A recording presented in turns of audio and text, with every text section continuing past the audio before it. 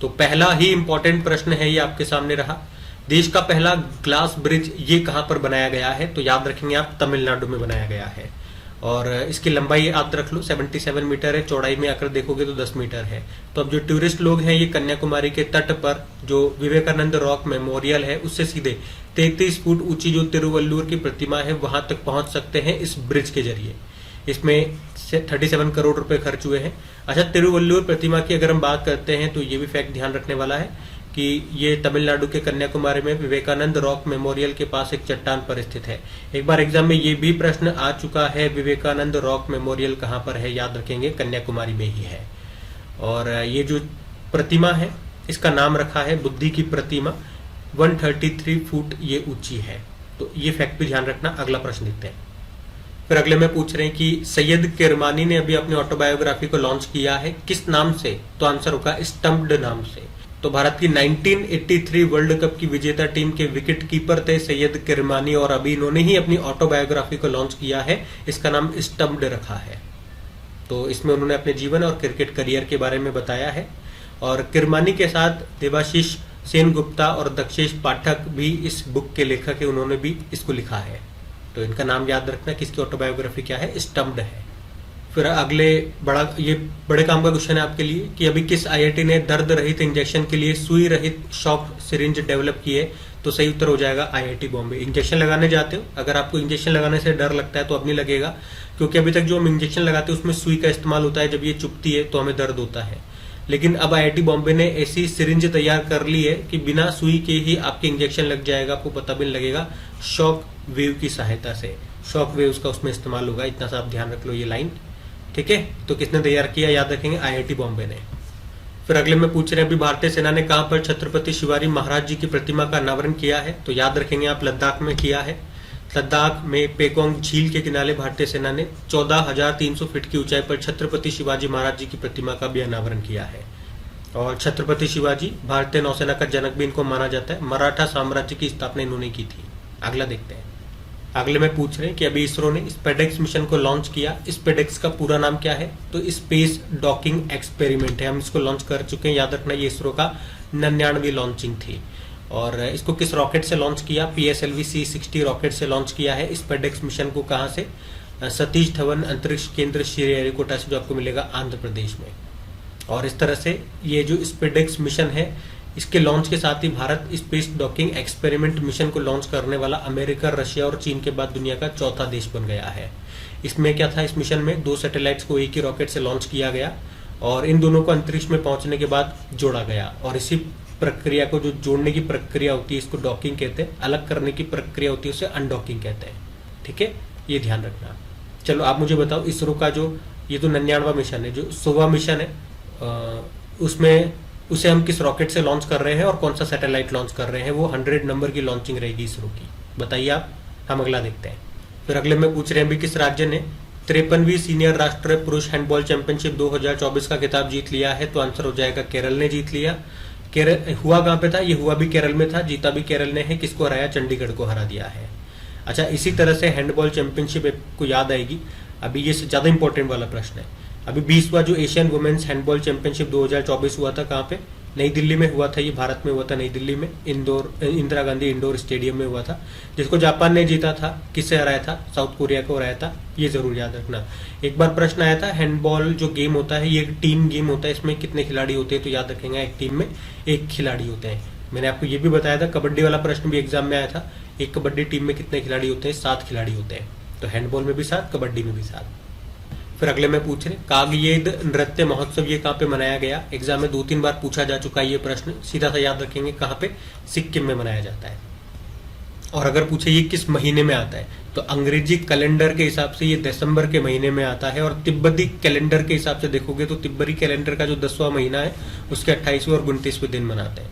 तिब्बती कैलेंडर को हम नहीं समझते, हम अंग्रेजी कैलेंडर को समझते हैं, जनवरी दिसंबर वाला। तो उसके हिसाब से दिसंबर में ये आता है, याद रखना। ये प्रश्न आया था एग्जाम में, इसलिए मैं आपको एक बार बता रहा हूँ इसको। अगला देखते हैं अभी। और अभी तो मैं आपको क्वेश्चन शो नहीं कर रहा हूँ, जो डेली करंट अफेयर्स की क्लास लेते हैं हमारे स्टूडेंट्स, देखो फिर एक बार मैं आपको उदाहरण के तौर पे बता देता हूँ कि ये देखो इस तरह से प्रश्न मैं वहां पे शो करता हूँ आपको। तो जिस तरह से एक तो अभी मैंने आपको एक यूजुअली बोल दिया कि हाँ ये प्रश्न एक बार एग्जाम में पूछा जा चुका है, अब पूछा गया नहीं पूछा गया आपको क्या पता, एक बार अगर मैं शो कर दूंगा तो एक तो ट्रस्ट बन जाएगा, उसके अलावा से आपको सामने जब प्रश्न आएगा तो आपको एक कॉन्फिडेंस अलग से आएगा कि हाँ, और उसके अलावा आप देखेंगे एक नॉर्मली बताने में कि हाँ ये प्रश्न एक बार एग्जाम में पूछा जा चुका है तो ध्यान में रखना, ठीक है। और एक मैं शो करके बता रहा हूं, ये देख लो भाई, मैं नहीं कह रहा हूं, आप देख लो ये एग्जाम में पूछा गया प्रश्न है। तो दोनों में अगर आप देखोगे तो इस वाले फैक्टर में ये दूसरा वाला केस है, इसमें आपको चीजें लंबे समय तक याद रहेगी, आपके दिमाग में छप जाएगी वो बात। फिर अगला प्रश्न भी इंपॉर्टेंट है कि अभी किसने 78 नंबर की संतोष ट्रॉफी 2024-25 का खिताब जीत लिया है, तो इसका सही उत्तर हो जाएगा पश्चिम बंगाल ने जीत लिया है। तो याद रखना संतोष ट्रॉफी का संबंध किससे है, फुटबॉल से है। ये एक बार प्रश्न पूछा भी जा चुका है, फुटबॉल से है। हम डायरेक्ट प्रश्न की चर्चा करते हैं, जो इंपॉर्टेंट पॉइंट्स है वो आपको बताता हूँ। संतोष ट्रॉफी 2024-25 की हम बात कर रहे हैं, कौन सा एडिशन है, 78 नंबर का। फाइनल ये खेला गया तेलंगाना के हैदराबाद में जो जीएमसी बाल योगी स्टेडियम है वहां पे। जीता किसने है, पश्चिम बंगाल ने। पश्चिम बंगाल ने 33 बार इसको ये जीत लिया है, 33वां खिताब है इस बार का। किसे हराया, केरल की टीम को हराया है। तो जो विजेता टीम होती है उसको संतोष ट्रॉफी और 5 लाख रुपए मिलते हैं, और जो उप विजेता टीम होती है उसको याद रखना कमला गुप्ता ट्रॉफी और 3 लाख रुपए मिलते हैं। इसका जो पहला संस्करण 1941-42 में हुआ था और दिल्ली को हरा करके बंगाल टीम ने उसको जीत लिया था, याद रखना। अगला देखते हैं अभी। फिर अगले में क्या पूछ रहे हैं कि अभी नई दिल्ली सरकार के द्वारा शुरू की गई पुजारी ग्रंथि योजना के अंतर्गत पुजारी को हर महीने कितने रुपए दिए जाएंगे, तो याद रखेंगे आप 18,000 रुपए दिए जाएंगे। कौन सी योजना है, पुजारी ग्रंथि योजना दिल्ली सरकार ने शुरू की है, जिसमें मंदिरों के पुजारियों को गुरुद्वारा साहिब की ग्रंथियों को हर महीने 18,000 रुपए मिलेंगे, ठीक है। योजना याद रखना। अगला देखते हैं। फिर एक प्रश्न यह है कि अभी एनिमल एक्सचेंज प्रोग्राम के तहत मध्य प्रदेश से 15 बाघों को किस राज्य में भेज दिया जाएगा, तो उड़ीसा, राजस्थान और छत्तीसगढ़ में। तो अभी मध्य प्रदेश सरकार ने घोषणा की है कि एनिमल एक्सचेंज प्रोग्राम के तहत हम मध्य प्रदेश से 15 बाघों को ट्रांसफर करेंगे उड़ीसा, राजस्थान और छत्तीसगढ़ में। और मध्य प्रदेश से कहां कहां से जाने वाले हैं, तो Panna tiger reserve, Bandhavgarh tiger reserve और जो पेंच टाइगर रिजर्व है वहां से भेजे जाएंगे। 3 राज्यों में भेजेंगे, तीनों के नाम याद रखना। क्यों भेज रहे हैं, उद्देश्य क्या है, भारत में बाघों की, टाइगर की आबादी को बढ़ाना। और जो टाइगर रिपोर्ट 2023 आई थी उसमें बताया था कि भारत में टोटल टाइगर 3167 है, जिसमें से सबसे ज्यादा मध्य प्रदेश में है 785। और टाइगर से याद आएगा अभी आपको कि भारत का नवीनतम जो टाइगर रिजर्व है वो मध्य प्रदेश का ही है, रातापानी टाइगर रिजर्व। ये मध्य प्रदेश का तो 8वां है और देश का 57 नंबर का है, ये पॉइंट भी ध्यान में रखना। फिर अगले में पूछ रहे हैं अभी राजस्थान सरकार ने कितने नवनिर्मित जिलों और संभागों को समाप्त कर दिया है, तो 9 जिलों और 3 संभागों को समाप्त कर दिया। तो राजस्थान में जब अशोक गहलोत की सरकार हुआ करती थी, वो कांग्रेस की सरकार थी 2023 में, उन्होंने 17 नए जिले और 3 नए संभाग बनाए थे। और अभी बीजेपी की सरकार आ गई है, भजन लाल शर्मा की सरकार है, और उन्होंने उनमें से 9 जिलों और 3 संभागों को समाप्त कर दिया है, इतना ध्यान में रखना।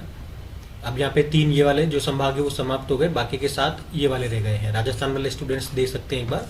हम अगला प्रश्न की ओर बढ़ते हैं। फिर अगले में पूछ रहे हैं भी 18वां हाथी और पर्यटन महोत्सव का आयोजन ये कहाँ पर किया गया, तो ये किया गया नेपाल में, ठीक है।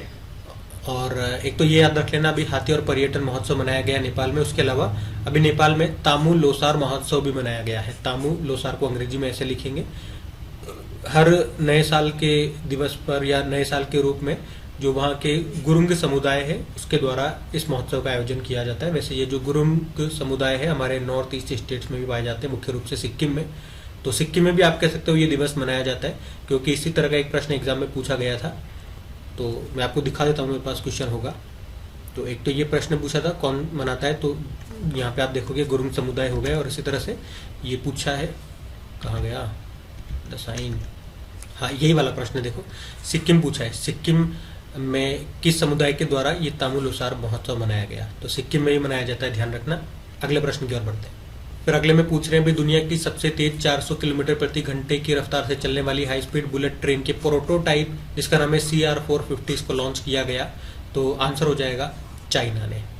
प्रोटोटाइप का मतलब क्या होता है, प्रोटोटाइप का मतलब होता है कोई फाइनल प्रोडक्ट आने के पहले एक मॉडल तैयार किया जाता है, एक नमूना उसके सामने लाया जाता है कि भैया इस तरह का ये मॉडल बनेगा, देख लो इसमें कोई कमियां हो तो बता दो, एक बार इसकी टेस्टिंग भी हम उसके थ्रू कर लेते हैं। तो इस तरह का ये प्रोटोटाइप अभी चाइना ने लॉन्च किया है। ये यहाँ की next generation high speed bullet train है, CR450 इसका नाम है। नॉर्मल जो स्पीड पे ये चलेगी वो 400 किलोमीटर प्रति घंटे के हिसाब से चलेगी, ध्यान रखना। ये अगला देखते हैं।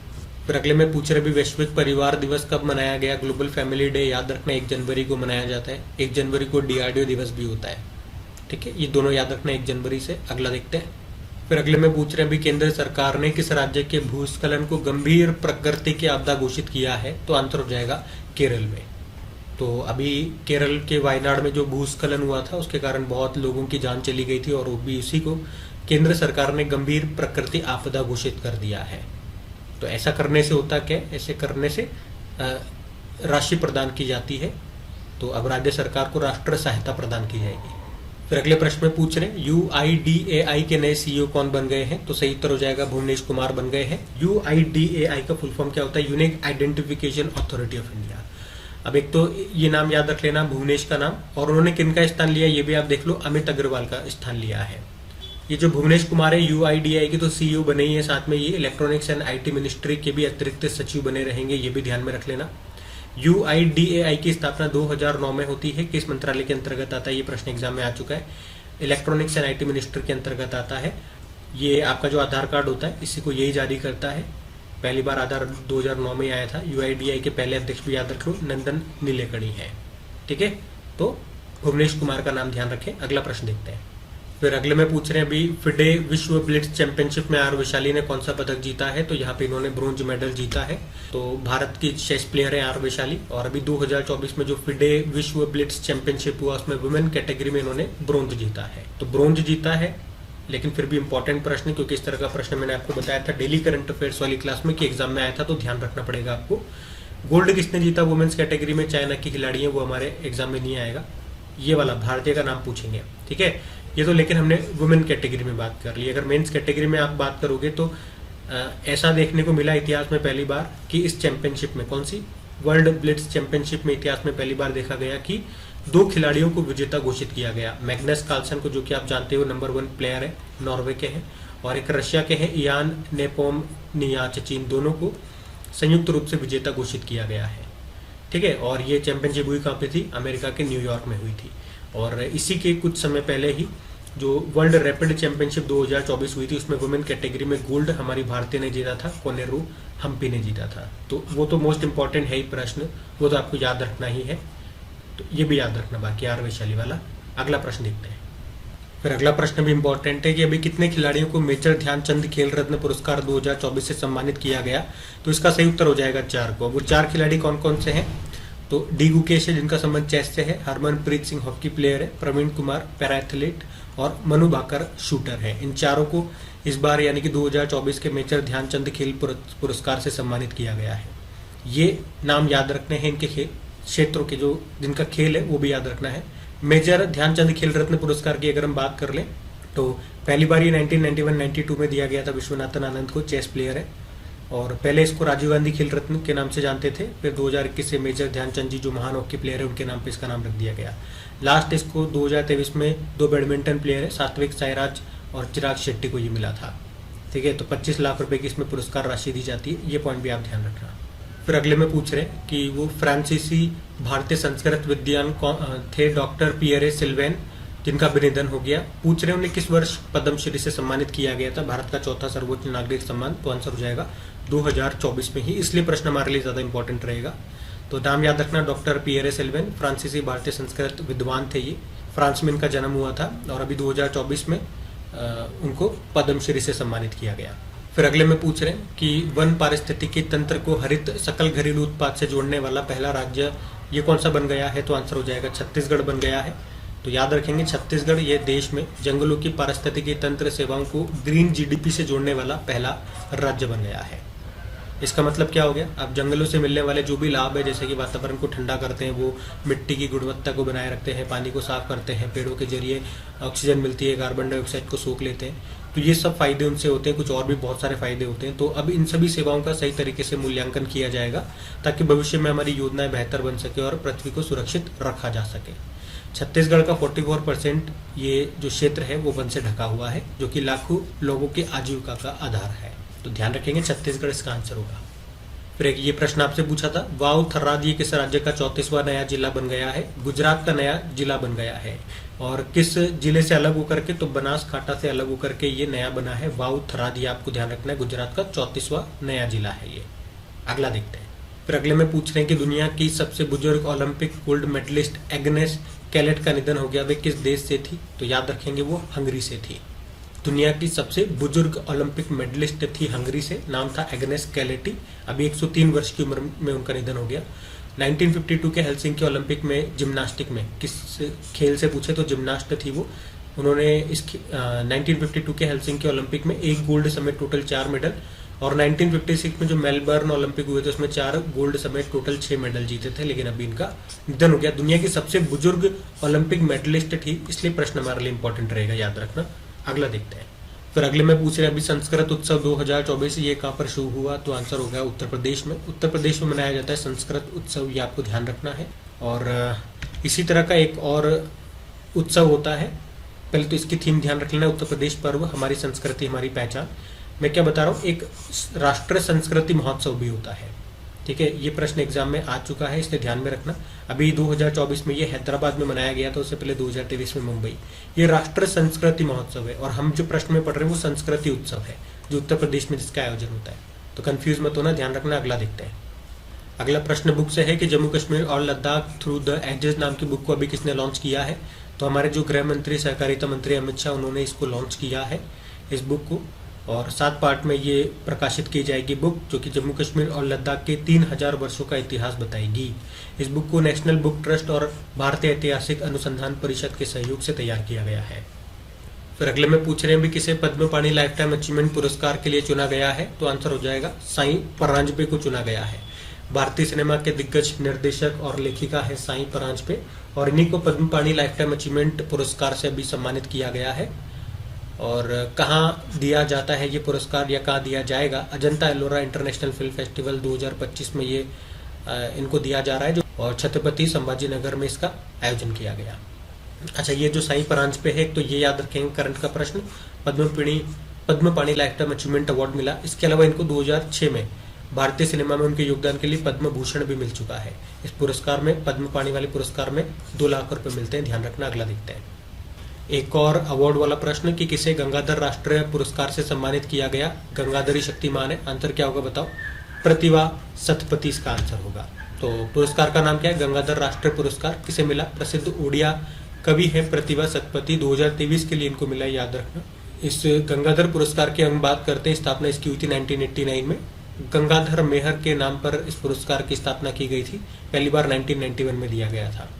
तो ये जो पुरस्कार है कविता के क्षेत्र में उत्कृष्टता के लिए दिया जाता है, और कहाँ पे दिया जाता है, उड़ीसा का जो संबलपुर यूनिवर्सिटी उसके स्थापना दिवस पर ये दिया जाता है, ठीक है। तो इस बार किसे दिया जा रहा है, प्रतिभा सतपति, इतना ही हमें ध्यान रखना है। अगला देखते हैं। फिर अगले में पूछ रहे हैं भी 31वीं राष्ट्रीय बाल विज्ञान कांग्रेस 2025 का आयोजन ये कहाँ पे हुआ, तो आंसर हो जाएगा भोपाल में इसका आयोजन हुआ है। हम बात कर रहे हैं 31वीं राष्ट्रीय बाल विज्ञान कांग्रेस का, जिसका आयोजन हुआ भोपाल में। इसका उद्घाटन मध्य प्रदेश के मुख्यमंत्री मोहन यादव जी ने किया है। पिछला वाला जो 30वां संस्करण था वो 2023 में अहमदाबाद गुजरात में हुआ था। और इतना ही ध्यान रखना है, कौन सा ये क्या है, राष्ट्रीय बाल विज्ञान कांग्रेस है। 31वां संस्करण है, कहाँ पे हुआ, भोपाल में हुआ। इसका जो पहला संस्करण है 1993 में हुआ था। इसमें 10 से लेकर 17 वर्ष तक के आयु के बच्चे इसमें पार्टिसिपेट करते हैं। उद्देश्य क्या है, बच्चों को अपनी रचनात्मकता और नवीनता दिखाने का यहाँ पे मौका मिलता है। थीम भी है स्वास्थ्य और कल्याण के लिए पारिस्थितिकी तंत्र को समझना, ठीक है। ये अंग्रेजी में शीट मैंने यहाँ पे है, और बाकी इंग्लिश मीडियम वालों के लिए शीट यहाँ पर है, ठीक है। तो ये रही आपकी अंग्रेजी में थीम। अगला प्रश्न देखते हैं। फिर अगले में पूछ रहे हैं कि 2023 में वस्त्र और परिधान के निर्यात में भारत का विश्व में कौन सा स्थान है, तो आंसर हो जाएगा 6ठा स्थान है। इंपॉर्टेंट क्वेश्चन है, बहुत सारा डेटा जो काम का है वो मैं आपको बता रहा हूँ। तो भारत सरकार के अनुसार भारत 2023 में दुनिया का कपड़ा और परिधान के मामले में, निर्यात के मामले में 6ठा सबसे बड़ा देश है। सबसे बड़ा देश चाइना है, उसके बाद 6ठे नंबर पे भारत है। अच्छा, 2023 का ये डेटा है। तो दुनिया के कपड़े और परिधान बाजार में, निर्यात में जो भारत की हिस्सेदारी रही है वो कितनी है, टोटल 3.9%, ये भी आप देख लेना। उसके अलावा ऊन और हथकरघा क्षेत्रों को छोड़ करके सभी वस्तुओं के निर्यात में, निर्यात मतलब एक्सपोर्ट में, हमें सकारात्मक वृद्धि देखी गई है, मतलब उसमें बढ़ोतरी देखी गई है। लेकिन ऊन में 19% और हथकरघा में 6% की गिरावट दर्ज की गई है। इसके अलावा ये डेटा और देखो कि वित्त वर्ष 2024-25 की पहली 6 माही यानी कि अप्रैल से लेकर अक्टूबर के दौरान भारत से वस्त्र और परिधान के निर्यात में किस वस्तु की हिस्सेदारी सबसे ज्यादा थी, रेडीमेड परिधान की 41% थी। और इसी पीरियड में, अप्रैल से अक्टूबर वाले पीरियड में हमने देखा कि वस्त्र और परिधान उत्पादों का जो आयात है, आयात यानी कि इम्पोर्ट, वो इतना रहा है, और पिछले साल के मुकाबले या पिछले वित्त वर्ष के मुकाबले उसमें 1% की गिरावट देखी गई है। आयात गिरता है तो अच्छी बात है, और इसी दौरान जो वस्त्र और परिधान प्रोडक्ट्स का जो निर्यात है, एक्सपोर्ट है, वो इतना रहा, और उसके पहले वित्त वर्ष के कंपेयर में देखेंगे तो इसमें 7% वृद्धि हुई है। तो निर्यात बढ़ना चाहिए, ये हम भी चाहते हैं, आयात घटना चाहिए, तो ये अच्छी बात है। तो ये डेटा आप ध्यान में रखना, ठीक है। जो भी काम का डेटा था वो सब मैंने आपको पॉइंट वाइज बता दिया है, ध्यान रखना। अगला प्रश्न देखते हैं।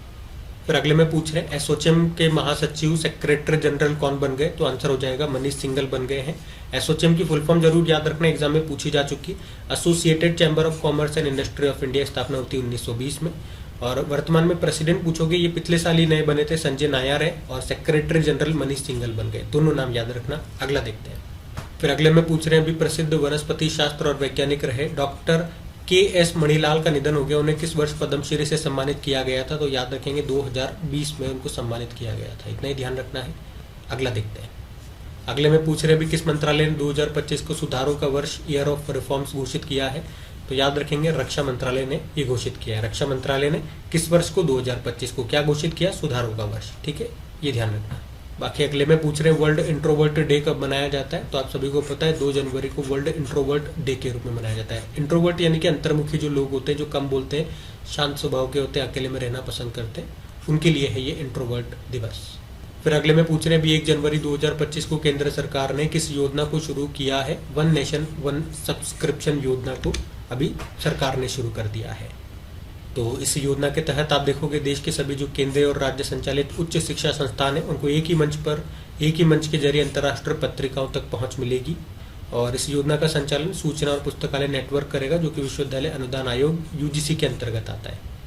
और इस योजना के लिए 3 सालों में टोटल लगभग 6,000 करोड़ रुपए खर्च होंगे। तो कौन सी योजना है, वन नेशन वन सब्सक्रिप्शन योजना है, ध्यान रखना ये।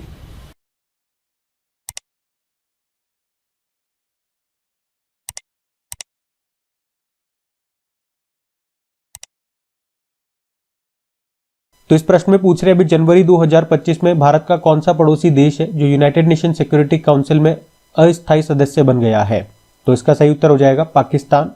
एक्चुअली में अभी 1 जनवरी 2025 को ही टोटल 5 देश संयुक्त राष्ट्र सुरक्षा परिषद के अस्थायी सदस्य बन गए हैं, जिसमें हमारा एक पड़ोसी देश भी है पाकिस्तान, बाकी 4 है सोमालिया, पनामा, डेनमार्क और ग्रीस।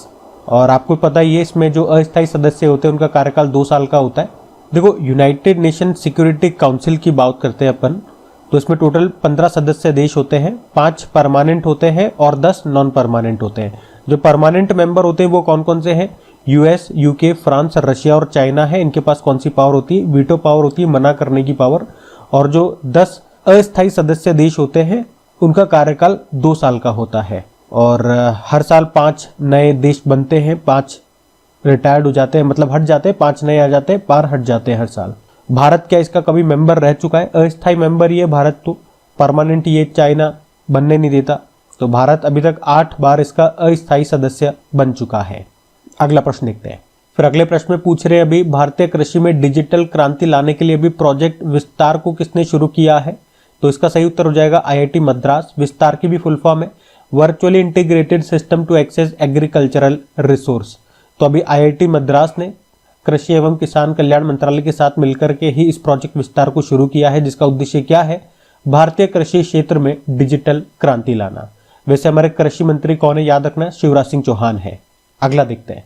फिर अगले में पूछ रहे हैं कि इसरो किस रॉकेट से अपना 100वां मिशन लॉन्च करेगा, तो सही उत्तर क्या हो जाएगा, GSLV। और GSLV भी कौन सा होगा, F-15। GSLV का फुल फॉर्म होता है जियो सिंक्रोनस लॉन्च व्हीकल। और इस 100वें मिशन में इसरो जो सैटेलाइट लॉन्च करेगा उसका नाम है NVS-02, जो कि एक नेविगेशन सैटेलाइट है। कहाँ से, सतीश धवन अंतरिक्ष केंद्र श्रीहरिकोटा से लॉन्च करेगा। उद्देश्य क्या है, हमारी जो नाविक प्रणाली है उसकी क्षमताओं को मजबूत करना। अच्छा, नाविक क्या है ये तो आपको पता है ना, जिस तरह से अमेरिका का होता है GPS, रशिया का होता है ग्लोनास, चाइना का बाइडू है, उसी तरह से हमारा है नाविक, नेविगेशन सिस्टम है ये हमारा। और NVS-02 ये सेकेंडरी जनरेशन का एक नेविगेशन सैटेलाइट है, और इसरो अपने 100वें मिशन में इसी को लॉन्च कर रहा है। ठीक है, किस रॉकेट से लॉन्च कर रहा है, यही प्रश्न था। GSLV F-15 से इसको लॉन्च कर रहा है। देखो कभी आपसे एग्जाम में नाविक की फुल फॉर्म पूछ ली जाए तो वो भी मैं आपको बता दूं, नेविगेशन विद इंडियन कॉन्स्टेलेशन, तो ये भी ध्यान में रखना। अगला प्रश्न देखते हैं। फिर अगले में पूछ रहे UNFCCC की रिपोर्ट के अनुसार भारत ने वर्ष 2020 में ग्रीन हाउस गैसों के उत्सर्जन में कितने प्रतिशत की कमी की है? तो इसका तो सही उत्तर हो जाएगा 7.93%। अब UNFCCC की फुल फॉर्म देख लो, united nation framework convention to climate change, जो कि अस्तित्व में आता है 1994 में। इसका मुख्यालय आपको बॉन जर्मनी में मिलेगा। अभी जो आपने पढ़ा होगा 2024 में COP29 का आयोजन हुआ था बाकू अजरबैजान में, वो इसी के सदस्य देशों के बीच की एक बैठक है, 29वीं बैठक है। इसकी सदस्यों की जो बैठक होती है उसको कोप कहते हैं, कॉन्फ्रेंस ऑफ पार्टीज। 29 नंबर की है तो COP29 इसको कहा गया। कहाँ पे हुई थी? बाकू अजरबैजान में ही। तो अभी इसी ने ही एक रिपोर्ट जारी की, उसमें बताया कि भारत में 2020 में ग्रीन हाउस गैसों के उत्सर्जन में कमी की है। भारत ने कितनी कमी की है? 7.93% की गिरावट है ये विद रेस्पेक्ट टू 2019। और अगर अपन तुलना करते हैं 2005 से 2020 में कितने प्रतिशत की गिरावट देखी गई है ग्रीन हाउस गैसों के उत्सर्जन में, तो 36% है। ठीक है, मतलब 2020 का ही हम डेटा देख रहे हैं। अगर एक साल पहले की कंपेयर करते हैं तो इतनी गिरावट है, और अगर 15 साल पहले की यानी कि 2005 से कंपेयर करेंगे तो 36% की गिरावट है। ये डेटा है, ध्यान रखना। अगला देखते हैं। फिर अगले में पूछ रहे हैं कि घरेलू मार्गों पर इन फ्लाइट वाईफाई इंटरनेट सेवाओं प्रदान करने वाली पहली एयरलाइन कौन सी है? तो आंसर हो जाएगा इसका एयर इंडिया। मतलब अगर आप फ्लाइट में बैठे हो तो अब ये आपको इंटरनेट सुविधा भी प्रदान करेगी घरेलू और अंतरराष्ट्रीय दोनों मार्गों पर। कौन? Air India. एयर इंडिया के बारे में बात करें तो टाटा एयरलाइन के रूप में ही इसकी स्थापना हुई थी। कब? 1932 में। किसने की थी? JRD टाटा ने। तो इतना सा पॉइंट है, ध्यान में रखना। अगला देखते हैं। फिर अगले में पूछ रहे, अच्छा प्रश्न है कि भारत सरकार ने कब तक अंटार्कटिका में मैत्री-2 अनुसंधान केंद्र स्थापित करने की घोषणा की है? तो इसका सही उत्तर हो जाएगा 2029 में। कुछ इंपॉर्टेंट पॉइंट्स मैं आपको बता दूं तो एक तो हमने प्रश्न में यही देखना है कि भारत सरकार ने अंटार्कटिका में मैत्री-2 अनुसंधान केंद्र ये 2029 में स्थापित करेगा, और ये पूर्वी अंटार्कटिका में बनाया जाएगा। आपको पता है कि अंटार्कटिका में भारत के 3 अनुसंधान केंद्र हैं जिनके नाम है दक्षिण गंगोत्री, मैत्री और भारती। कब कब बने थे ये भी याद रखना। 1983 में दक्षिण गंगोत्री, 1989 में मैत्री और भारती अभी 2012 में। लेकिन वर्किंग में नहीं है, वर्किंग में ये 2 ही है, मैत्री वाला और भारती वाला। और ये प्रश्न एग्जाम में पूछा भी जा चुका है। लेकिन जो मैत्री है ना, ये भी बहुत पुराना हो चुका है, इसलिए अब इसी की जगह एक नया बना रहे हैं हम। उसका नाम हमने मैत्री-2 रखा है। ठीक है, 2029 में स्थापित किया जाएगा, ये अभी भारत सरकार ने बोल दिया है। ये हमने प्रश्न देखा। अब जो पुराना वाला मैत्री है, अब उसमें 2 प्रश्न आपके और बनते हैं कि ये जिस पथरीले पहाड़ी क्षेत्र पर बना हुआ है उसे शिरमाकर ओएसिस कहते हैं, और मैत्री के चारों ओर एक मीठे पानी की झील भी पाई जाती है, उसे प्रियदर्शनी झील भी कहते हैं। ये वाला प्रश्न भी इंपॉर्टेंट है, एग्जाम में आ चुका है, ध्यान में रखना। ठीक है, अब यहाँ पे तो हमने बात कर ली किसकी? अंटार्कटिका की। आपको पता है ये हमारी ग्लोब हो गई। यहाँ पे नीचे देखोगे अंटार्कटिका है, ऊपर है आर्कटिक।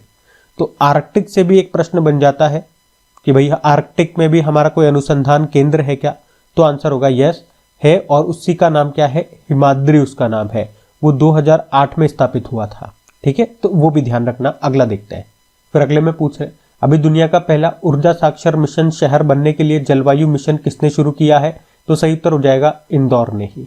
तो सिंपल से याद रखेंगे, अभी मध्य प्रदेश के इंदौर ने दुनिया का पहला ऊर्जा साक्षर शहर बनने के लिए इंदौर जलवायु मिशन को शुरू किया है। उद्देश्य क्या ऐसा करने का? यहाँ के जितने भी नागरिक हैं उनको ऊर्जा संरक्षण पर शिक्षित किया जाएगा, साक्षर किया जाएगा। 100 दिन का ये अभियान इन्होंने शुरू किया है, और लोगों को कार्बन उत्सर्जन घटाने के बारे में एजुकेट किया जाएगा। और लक्ष्य इन्होंने रखा है कि इससे लोगों को हम जागरूक करेंगे, उससे क्या होगा? 10% बिजली खपत में कमी आएगी। ठीक है, तो प्रश्न ऐसे ही आएगा कि दुनिया का पहला ऊर्जा साक्षर शहर बनने का लक्ष्य अभी किसने रखा था? तो आंसर होगा इंदौर ने। या ये बनने के लिए अभी जलवायु मिशन किसने शुरू किया? इंदौर आंसर होगा। ठीक है, अगला देखते हैं। फिर अगले में पूछ रहे भी मातृ मृत्यु दर कम करने के लिए सृजन मोबाइल एप्लीकेशन को अभी किसने लॉन्च किया? पंजाब सरकार ने लॉन्च किया है। मातृ मृत्यु दर को कम करने के लिए और नवजात शिशु की देखभाल में सुधार लाने के लिए सृजन नाम से एक मोबाइल एप्लीकेशन यहाँ पे लॉन्च किया गया है। कहाँ पे? पंजाब में। अगला देखते हैं। फिर अगले में पूछ रहे भी राष्ट्र पक्षी दिवस नेशनल बर्ड डे कब मनाया जाता है? तो सही उत्तर हो जाएगा 5 जनवरी को मनाया जाता है।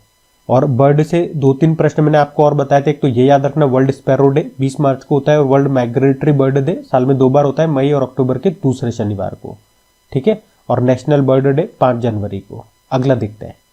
फिर अगले में पूछ रहे, अभी भारत के प्रमुख वैज्ञानिक सलाहकार का निधन हो गया, पूछ रहे उन्हें किस वर्ष पद्म विभूषण से सम्मानित किया गया था। वैसे इस प्रश्न में उनका नाम भी देना चाहिए था, एग्जाम में इस तरह का प्रश्न आएगा तो नाम आएगा।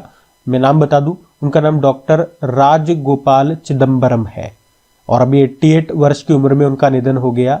वे देश के वरिष्ठ परमाणु वैज्ञानिक और भारत के मुख्य आर्थिक सलाहकार रहे थे और पद्मश्री तो उनको 1975 में मिला था और पद्म विभूषण उनको 1999 में मिला था। अच्छा, वैसे भारत के प्रमुख वैज्ञानिक सलाहकार की हम बात कर रहे हैं ना, तो एक प्रश्न यहां से ये भी बन सकता है कि वर्तमान में कौन है भैया, तो याद रखना अजय कुमार सूद है। इंग्लिश में बोलोगे तो प्रिंसिपल साइंटिफिक एडवाइजर। और ये कौन से नंबर के हैं, ये 4थे नंबर के हैं वर्तमान में। और जिनका भी ये निधन हुआ ना, डॉक्टर राजगोपाल चिदम्बरम, ये 2nd नंबर के थे। तो 1st नंबर भी जान लो, 1st नंबर वाले कौन थे, तो पहले थे डॉक्टर एपीजे अब्दुल कलाम। 1999 में वो बने थे भारत के प्रमुख वैज्ञानिक सलाहकार। तो अभी कौन है, कौन से नंबर के हैं, पहले कौन कब थे, ये मैंने आपको बता दिया, और जिनका निधन हुआ कौन से नंबर के थे। तो सारे पॉइंट मैंने आपको बता दिए, ध्यान में रखना। अगला देखते हैं। फिर अगला प्रश्न देखिए। अगला प्रश्न इंपॉर्टेंट रहेगा आने वाले एग्जाम के लिए और खास तौर पे रेलवे से संबंधित कोई एग्जाम है तो उसके लिए, कि भारतीय रेलवे का प्रस्तावित 69th नंबर का डिवीजन यानी कि मंडल ये कौन सा होगा, तो सही उत्तर हो जाएगा जम्मू मंडल। तो अभी केंद्रीय रेल मंत्रालय ने उत्तरी रेलवे जोन के तहत जम्मू में अपना 69th नंबर का रेलवे डिवीजन यानी कि मंडल स्थापित करने की मंजूरी दे दी है। अभी तक आप देखोगे वर्तमान में भारतीय रेलवे में 68 डिवीजन है और जम्मू अब ये 69th नंबर का डिवीजन होगा, मंडल होगा। और वैसे आपको जानना चाहिए कि अमेरिका, चाइना और रशिया के बाद भारत दुनिया का 4था सबसे बड़ा रेल नेटवर्क है। तो 4था सबसे बड़ा रेल नेटवर्क किस देश का है, तो याद रखेंगे भारत का है। और इस मामले में हम 4थे स्थान पे आते हैं, अमेरिका, चीन और रशिया के बाद में। अच्छा, डिवीजन तो हमने कहा 69 हो जाएंगे, जो जम्मू होगा 69 नंबर का होगा। टोटल रेलवे जोन कितने हैं, बड़ा इसमें कंफ्यूजन रहता है। वैसे डेली करंट अफेयर्स वाली जो हमारी क्लास आती है, मैंने आपको डिटेल में जाकर के वहां पे समझाया था हर एक पॉइंट, लेकिन अभी यहाँ पॉइंट टू पॉइंट में आपको बता रहा हूँ चीजें। तो याद रखेंगे आप, 17 हमारे पास रेलवे जोन है, ठीक है। तो 17 रेलवे जोन में से अगर बात करें, उत्तरी जो रेलवे क्षेत्र है, रेलवे जोन है, वो सबसे बड़ा रेलवे जोन है। इसको जरूर याद रखिएगा, इस तरह का प्रश्न एक बार एग्जाम में बन चुका है। अच्छा, जम्मू डिवीजन की आप बात करते हैं, जो 69th नंबर का हमारा डिवीजन होगा, मंडल होगा, ये किस जोन के अंदर आता है, तो ये उत्तरी रेलवे जोन के अंदर ही आता है। तो अभी जो फिरोजपुर डिवीजन है उसी को तोड़ करके ये जम्मू डिवीजन बनाया जाएगा, ठीक है। बात समझ में आ गई, सारे पॉइंट टू पॉइंट मैंने आपको चीजें समझा दी है, ज्यादा डिटेल में हम नहीं गए, लेकिन फिर भी मैंने सारे पॉइंट कवर कर लिए हैं वीकली और मंथली में। मैं इसी तरह से पॉइंट टू पॉइंट आपको चीजें बताता हूँ। डिटेल में हम जाते हैं डेली करंट अफेयर्स की क्लास में। तो अब ये ध्यान रखेंगे, डिवीजन अब 69 हो गए हैं और जोन तो हमारे पास 17 है ही। पूछ ले अगर 17वें नंबर का जोन कौन सा है, हमारा कोलकाता मेट्रो है, जो कि 2010 में बना था, ठीक है। वैसे मैंने आपको बता दिया था, जो साउथ कोस्ट रेलवे है जिसका मुख्यालय बोला गया विशाखापत्तनम में है, 2019 में रेल मंत्रालय ने इसकी घोषणा कर दी थी कि ये हमारा नवीनतम रेलवे जोन होगा। तो उन्होंने अनाउंस किया था, एक्चुअली में अभी कोई ऑपरेशनल जो नोटिफिकेशन होता है वो आया नहीं है, इसलिए हम इसको कंसिडर नहीं करेंगे ऑफिशियली अगर मैं बात करूं तो, ठीक है। तो ये सब मैंने आपको वहां समझा दिया था। अभी अगले प्रश्न की ओर बढ़ते हैं।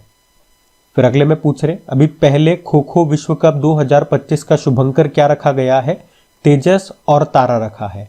आपको पता है पहली बार खो खो वर्ल्ड कप का आयोजन हो रहा है और इसको होस्ट कौन कर रहा है, भारत कर रहा है। भारत में भी कहां पे हो रहा है, ये नई दिल्ली में। नई दिल्ली में जो इंदिरा गांधी इंडोर स्टेडियम है वहां पे। अभी 13 जनवरी को शुरू हुआ और ये 19 जनवरी तक चलेगा। और इसका शुभंकर क्या है, याद रखेंगे, तेजस और तारा है। इसके 2 मैस्कॉट है और ये जो मैस्कॉट है ये हिरण को रिप्रेजेंट करते हैं। इसमें अगर रंग भी अगर आपसे थोड़ा डीप में जाकर के एग्जामिनर पूछ ले इसके शुभंकरों का रंग क्या है, तो नीला और नारंगी रंग है। इसमें हिरण को रिप्रेजेंट करते हैं, नीला और नारंगी रंग है। नाम तेजस और तारा है। अच्छा, वैसे हिरण से याद आया कि खो खो का ब्रांड एम्बेसडर किसे बनाया गया था, सलमान खान को बनाया गया था, ये भी ध्यान रखिएगा। अगला प्रश्न देखते हैं। अच्छा, इसमें 2 पॉइंट और आप जोड़ लो।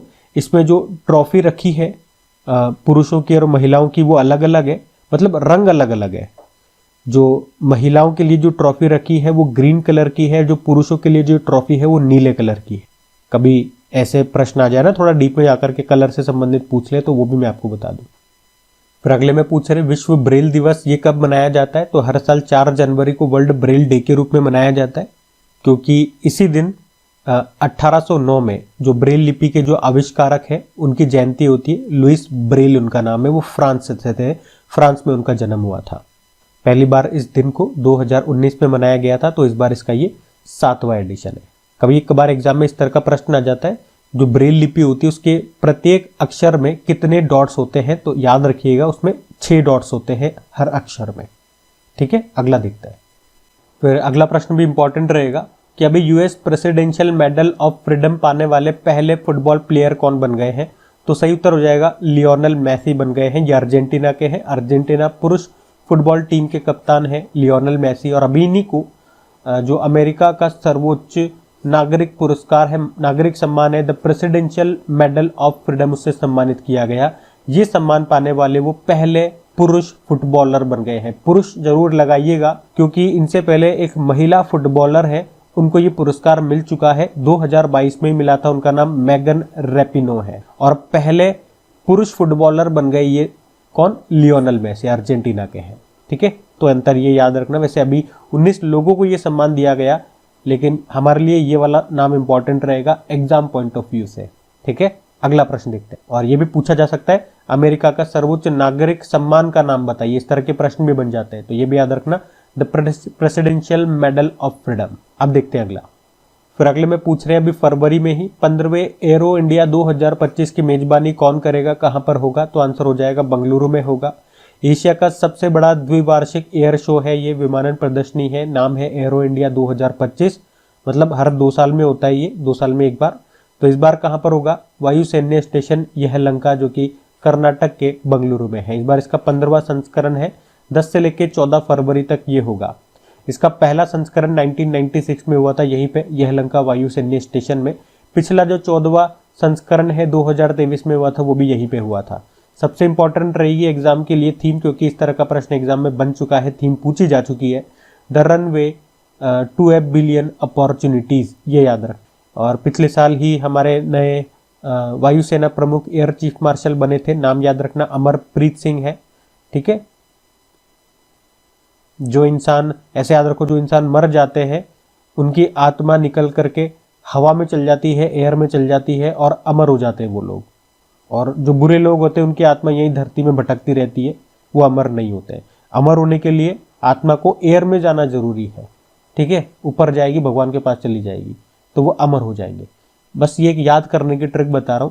तो एयर चीफ मार्शल आएगा तो एयर में चल गई आत्मा और फिर आप अमर हो गए, तो अमरप्रीत सिंह। वैसे एयरफोर्स डे कब मनाया जाता है? 8 अक्टूबर को मनाया जाता है। इस बार ये 2024 में कहां सेलिब्रेट किया गया था? चेन्नई में, ये भी ध्यान रखना। अगला देखते हैं प्रश्न। देखो फिर अगले में पूछ रहे हैं अभी बीसीसीआई के सेक्रेटरी किसे चुन लिया गया है? देवजीत सेकिया को चुन लिया गया है। तो देवजीत सेकिया ये किन का स्थान लिया इन्होंने? जय शाह का, जो कि भी आईसीसी के नए युवा चेयरमैन बन गए हैं। तो देवजीत सेकिया का नाम जरूर याद रखिएगा। बीसीसीआई मतलब board of control for cricket in India, स्थापना होती है 1928 में। ये पॉइंट याद रखना, एग्जाम में आ चुका है। हेडक्वार्टर मुंबई में है। प्रेसिडेंट है रॉजर बिन्नी। पहले प्रेसिडेंट का नाम क्या है? आरी ग्रांट गोवन है। ये प्रश्न भी आपका एग्जाम में पूछ लिया जा चुका है, ध्यान रखना इसको भी। ठीक है, अगला प्रश्न देखते हैं। फिर अगले में पूछ रहे हैं अभी 82वें 82 नंबर के गोल्डन ग्लोब पुरस्कार में बेस्ट फिल्म का पुरस्कार किसने जीता भैया? तो सही उत्तर हो जाएगा द ब्रूटलिस्ट ने जीता है। हम बात किसकी कर रहे हैं? गोल्डन ग्लोब अवार्ड्स की बात कर रहे हैं। 2025 में 82 नंबर का इसका संस्करण है। तो इसमें 4 आप कैटेगरी याद रख लेना। बेस्ट पिक्चर का अवार्ड ड्रामा में हम बात कर रहे हैं, द ब्रूटलिस्ट। बेस्ट एक्टर कौन रहे हैं? तो Adrien Brody, the Brutalist movie के लिए। एक्ट्रेस कौन रही है? Fernando Torres, I am still here movie के लिए। और बेस्ट डायरेक्टर का अवार्ड ब्रैडी कॉर्बेट को मिला है ब्रूटलिस्ट के लिए ही। आपको याद होगा अभी गोल्डन ग्लोब अवार्ड्स जो अभी हुए, इसमें भारत की तरफ से पायल कपाड़िया की जो फिल्म है all we imagine as night, इसको 2 कैटेगरी में नॉमिनेट किया गया था, नामित किया गया था, पर अवार्ड मिला नहीं। लेकिन पायल कपाड़िया इस अवार्ड्स में बेस्ट डायरेक्टर के रूप में नामित होने वाली पहली भारतीय महिला बनी थी, तो ध्यान रखना। वैसे ये गोल्डन ग्लोब अवार्ड पाने वाले पहले भारतीय कौन है अगर पूछे तो 1959 में मिला था, जब इसका 16वां संस्करण था वी शांताराम को, उनकी मूवी 2 आंखें 12 हाथ के लिए। और लास्ट टाइम 2023 में जब इसका 80वां संस्करण था MM कीरावनी को मिला था नाट्टू नाट्टू गाने के लिए, जो RRR मूवी का है, बेस्ट ओरिजिनल सॉन्ग का अवार्ड मिला था इनको, याद रखना। ये भी अगला देखते हैं। फिर अगले में पूछ रहे हैं अभी किस राज्य में जल्लीकट्टू महोत्सव का आयोजन किया गया, तो आंसर हो जाएगा इसका तमिलनाडु में। तो आप सबको पता है जल्लीकट्टू फेस्टिवल, इसमें क्या होता है, बैल होता है उसको कंट्रोल करना हो, तो यहाँ पे जो पोंगल फेस्टिवल होता है उसी के एक हिस्से के रूप में इसको मनाया जाता है। जल्लीकट्टू फेस्टिवल याद रखेंगे आप, तमिलनाडु से इसका संबंध है। अच्छा, इसी तरह से एक होता है कंबाला। कंबाला खेल, ये भैंसों की दौड़ होती है और ये कहाँ पर होता है, कैसे कंबाला, कैसे कर्नाटक में, ठीक है, ऐसे ध्यान रखना। अगला देखते हैं। फिर अगले में पूछ रहे हैं अभी केंद्र सरकार ने संपत्तियों की ई नीलामी के लिए अभी किस संबोधित पोर्टल को लॉन्च किया है, तो सही उत्तर हो जाएगा बैंक नेट। कुछ भी नहीं है, बड़ा आसान सा है। इस पोर्टल के माध्यम से क्या करेंगे, जो पब्लिक सेक्टर बैंक होते हैं, जो लोगों की जो संपत्तियां होंगी, जिन्होंने लोन लिया, उनके एसेट्स रख करके वो लोन नहीं चुका रहे, तो फिर वो ई ऑक्शन कर देंगे, ई नीलामी कर देंगे इस पोर्टल के जरिए, ठीक है। तो पोर्टल का यही काम है, ई ऑक्शन के ये काम आएगा, तो ध्यान रखना, बस पोर्टल का नाम याद रखना, बैंक नेट उसका नाम है, ठीक है। अगला देखते हैं। फिर अगले में पूछ रहे हैं अभी किसे वर्ष 2025 में directorate general of civil aviation के प्रमुख के रूप में नियुक्त किया गया, तो सही उत्तर हो जाएगा फैज अहमद किदवई को। तो याद रखेंगे directorate general of civil aviation के प्रमुख कौन बन गए हैं, फैज अहमद किदवई बन गए हैं। फिर अगले में पूछ रहे हैं अभी जनवरी में है गुरु गोविंद सिंह जी की जयंती कब मनाई गई है, इसका कोई फिक्स नहीं होता, तो 2025 में तो आप याद रखेंगे 6 जनवरी को इसको मनाया गया। गुरु गोविंद सिंह जी की जयंती, जिसे प्रकाश पर्व के रूप में भी मनाया जाता है, इस साल 6 जनवरी को मना रहे हैं। गुरु गोविंद सिंह जी आप जानते हो सिखों के 10वें और अंतिम गुरु थे ये। इनका जन्म बिहार के पटना साहिब में हुआ था, ये जरूर याद रखना, एग्जाम में पूछा जा चुका है एक बार। और इनकी जो जयंती है हर साल पारंपरिक नानक शाही कैलेंडर के अनुसार मनाई जाती है, तो चेंज होती रहती है। इस बार याद रखना 6 जनवरी को मनाई जा रही है। उन्होंने खालसा पंथ की स्थापना की थी 1699 में, और ये गुरु तेग बहादुर जी के बेटे थे। गुरु तेग बहादुर जी ये सिखों के 9वें गुरु थे, और उनके ये बेटे हैं गुरु गोविंद सिंह जी, जो 10वें गुरु बने थे। और गुरु गोविंद सिंह जी से भी आप लिंक कर सकते हो, इनके जो बेटे थे साहिबजादे, आपको पता है वो शहीद हो गए थे, और उन्हीं के सम्मान में हम एक दिवस मनाते हैं वीर बाल दिवस के रूप में, कब, 26 दिसंबर को, ठीक है। तो ये पॉइंट भी ध्यान रखना। अगला देखते हैं। फिर अगले में पूछ रहे हैं अभी किस राज्य सरकार ने रायतु भरोसा योजना का विस्तार करते हुए किसानों को 12,000 रुपए प्रति एकड़ प्रदान करने की घोषणा की है। तो रायतु भरोसा योजना है कहाँ की, तो याद रखेंगे आप, तेलंगाना की है। और इन्होंने कहा है कि किसानों को प्रति एकड़ जो हम वित्तीय सहायता देंगे, कितने रुपए देंगे, 12,000 रुपए देंगे। और आपको बता दूं पहले इस योजना का नाम है ना रायतु बंधु योजना था। जब इसको 2018 में शुरू किया गया था, उसमें प्रति एकड़ 5,000 रुपए दिए जाते थे। अब इसका नाम बदल के रायतु भरोसा कर दिया, रायतु बंधु से रायतु भरोसा कर दिया, और राशि को बढ़ा दिया, 12,000 रुपए दिए जाते हैं, ठीक है। ये भी ध्यान रखना। क्या पूछ रहे हैं इसमें, तो इसमें पूछ रहे हैं कि हमारे जो गृह मंत्री अमित शाह, इन्होंने सीबीआई के एक पोर्टल को लॉन्च किया है, उसका नाम आपसे पूछ रहे हैं, नाम क्या है, तो सही उत्तर हो जाएगा भारत। तो इस पोर्टल को लॉन्च करने का उद्देश्य क्या है कि हमारे जितने भी राज्य हैं उनकी जो पुलिस है वो इंटरपोल से कनेक्ट हो सकेगी, और इस पोर्टल की मदद से ही इंटरपोल के जो रेड कॉर्नर जैसे नोटिस होते हैं वो भी जारी किए जा सकेंगे। अब सीबीआई का पोर्टल है तो इसके स्टैटिक जरूर देखेंगे। जैसे स्थापना याद रखना 1963 में हुई थी, नई दिल्ली में मुख्यालय है, डायरेक्टर वर्तमान में प्रवीण सूद है। इसकी स्थापना किस समिति की सिफारिश पे होती है, संथानम समिति। पहले डायरेक्टर का नाम जरूर याद रखें, धर्मनाथ प्रसाद कोहली है। इसका आदर्श वाक्य मोटो क्या होता है, इंडस्ट्री, इम्पार्शियलिटी और इंटीग्रिटी, ठीक है। और सीबीआई ने ही ड्रग नेटवर्क को समाप्त करने के लिए एक ऑपरेशन शुरू किया था, उसका नाम है ऑपरेशन गरुड़। अगला देखते हैं। फिर अगला प्रश्न मोस्ट इंपॉर्टेंट प्रश्न हो गया कि अभी जनवरी में ही ब्रिक्स का 10वां पूर्ण सदस्य देश कौन सा बन चुका है, तो इसका सही उत्तर हो जाएगा इंडोनेशिया। इंडोनेशिया ये ब्रिक्स का फुल मेंबर कंट्री बन गया है। और आपको ये याद होगा 2025 में ब्रिक्स की समिट कहाँ पे हो रही है, ब्रिक्स की अध्यक्षता कौन कर रहा है, ब्राजील कर रहा है।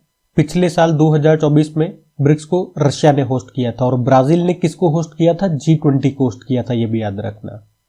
अच्छा, वैसे ब्रिक्स में बहुत सारे स्टूडेंट्स को ये कंफ्यूजन हो सकता है कि ये कहीं उन्होंने पढ़ा है, क्योंकि डेली करंट अफेयर्स वाली क्लास में कुछ स्टूडेंट्स ने मुझे कमेंट किया था, उन्होंने बोला हमने तो वहां पे पढ़ा है, ये यहाँ पे पढ़ाया, ये वहां पे पढ़ाया। ये 11 नंबर का सदस्य, जो कि बिल्कुल गलत है, ये इसका 10वां नंबर का सदस्य है, क्योंकि 2024 में मैं आपको बता दूं इसमें वैसे 6 देश शामिल होने थे। कौन कौन से थे? इजिप्ट, इथियोपिया, ईरान, यूएई, एक सऊदी अरब था और एक अर्जेंटीना था। अर्जेंटीना में क्या हो गया था, नई सरकार आई थी तो उन्होंने तो साफ मना कर दिया था। जो सऊदी अरब है वो कंफ्यूजन में था कि शामिल होना है नहीं होना, होना है नहीं होना, लेकिन 2024 का लास्ट आते आते उसने फाइनली मना कर दिया कि हम शामिल नहीं होंगे। तो इस तरह से 2 देश हट गए। ये वाला तो प्रश्न एग्जाम में 2-3 बार पूछा भी जा चुका है, ठीक है। तो इस तरह से आप देखोगे 2024 में फाइनली 4 ही देश है, 6 में से 4 देश ही शामिल हुए, इजिप्ट, इथियोपिया, ईरान और यूएई, और 5 पहले से थे, ब्राजील, रशिया, इंडिया, चाइना और साउथ अफ्रीका। तो 5 वो, 4 ये, 9 हो गए, और अभी इंडोनेशिया जुड़ गया, तो ये कौन से नंबर का हुआ, 10वें नंबर का हुआ। 11वां आंसर जो भी बता रहे हैं गलत है, 11 नहीं होगा। तो ये ध्यान रखना आप, है ना, इंपॉर्टेंट प्रश्न रहेगा एग्जाम के लिए। अगला प्रश्न देखते हैं। फिर अगले में पूछ रहे भी भारतीय एथलेटिक्स महासंघ के अध्यक्ष किसे बनाया गया है, तो आंसर होगा बहादुर सिंह सागू को बनाया गया है। इंडियन एथलेटिक्स फेडरेशन के प्रेसिडेंट बने हैं, ये ध्यान रखना है आपको। अच्छा, इन्होंने किनका स्थान लिया, ये प्रश्न भी ध्यान रखो। आदिले सुमरीवाला का उन्होंने स्थान लिया है। वो 2012 से इस पद पर बने हुए थे, इतने लंबे समय तक, और एक बार एग्जाम में इनका नाम पूछा जा चुका है, आदिले सुमरीवाला। अब उनके स्थान पे आ गए कौन, बहादुर सिंह सागू। फिर अगले में पूछ रहे हैं भी हाल ही में जारी आंकड़ों के अनुसार मेट्रो रेल नेटवर्क के मामले में भारत विश्व में कौन से स्थान पर आ गया है, तो सही उत्तर हो जाएगा तीसरे स्थान पे आ गया है। और पहले स्थान पे चाइना है, फिर अमेरिका है, और अगर पूछे कि भारत तीसरे स्थान पे आ गया किसे पछाड़ करके, तो जापान को पछाड़ करके, ठीक है। तो भारत के पास अब दुनिया का तीसरा सबसे बड़ा मेट्रो रेल नेटवर्क की हम बात कर रहे हैं, ठीक है। चीन और अमेरिका हमसे आगे है, अभी जापान को हमने पीछे छोड़ दिया है, ठीक है, ये ध्यान रखना। अगला देखते हैं। बाकी जो नीचे जो भी पॉइंट्स लिखाए हुए हैं ये सारे स्टैटिक प्रश्न है, या ये उस तरह के प्रश्न है जो रिवीजन में लेकर के आता हूं, या एग्जाम में पूछे गए प्रश्न है। ये हम डेली करंट अफेयर्स में करते हैं, वीकली और मंथली में जो करंट अफेयर से संबंधित पॉइंट टू पॉइंट होते हैं वो चीजें मैं आपको बताता हूं। इसमें रिवीजन या स्टैटिक इस तरह का कोई पार्ट नहीं होता है, वरना फिर वीडियो बहुत लेंथी हो जाएगा। तो हर चीज के लिए अलग अलग वीडियोस बने, जैसे कि डिटेल में जाना है तो वो डेली करंट अफेयर्स की क्लास है, पॉइंट टू पॉइंट चीजें पढ़नी है करंट अफेयर्स की ओनली, तो वो वीकली और मंथली हो जाता है। और क्विक रिवीजन करना है क्वेश्चन और आंसर के फॉर्मेट में, तो सुपर फास्ट रिवीजन सबसे लास्ट में आता है, वो है। और अगर उस तरह के प्रश्न करने जो कि एग्जाम में पूछे गए प्रश्न जो अभी करंट अफेयर्स में पढ़ रहे हैं उससे संबंधित कोई स्टैटिक प्रश्न जो एग्जाम में अभी तक पूछे गए हैं, उसके लिए हम PYQ सीरीज लेकर के आते हैं, ठीक है। तो उसके लिए अलग सीरीज है। अभी अगला प्रश्न देखते हैं। देखो, फिर अगले में पूछ रहे हैं विश्व युद्ध अनाथ दिवस कब मनाया गया, तो आंसर हो जाएगा 6 जनवरी को मनाया जाता है। और थीम क्या है, orphan lives matter, world war orphan day बोलते हैं इसको। फिर अगले में पूछ रहे हैं भारत का पहला जैविक मछली क्लस्टर ये कहां पर लॉन्च किया गया, सही उत्तर हो जाएगा सिक्किम में।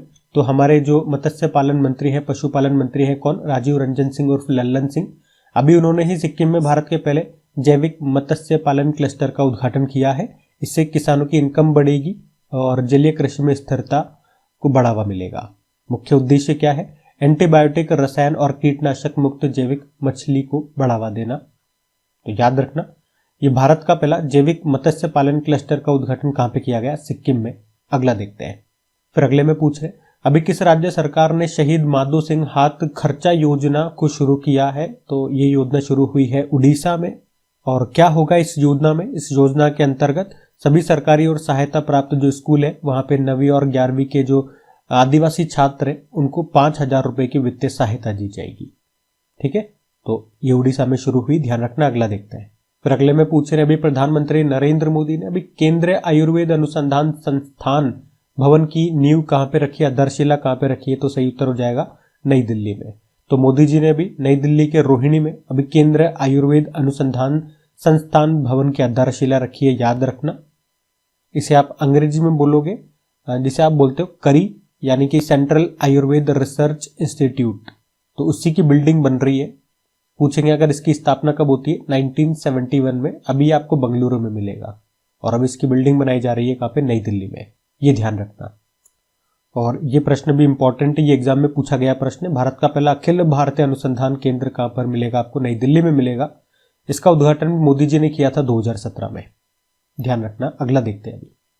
फिर अगले में पूछ रहे हैं अभी दुनिया की सबसे उम्रदराज इंसान कौन बन गई है, तो ये एक नन है, नाम है इनाह केनाबारो लुकस। और पूछेंगे अगर किस देश की है, तो ये ब्राजील से बिलोंग करती है। इनकी उम्र अगर पूछोगे, मतलब किस उम्र में ये सबसे उम्रदराज इंसान बनी है, उम्रदराज में महिला कह दूं या उम्रदराज इंसान कह दूं, ठीक है।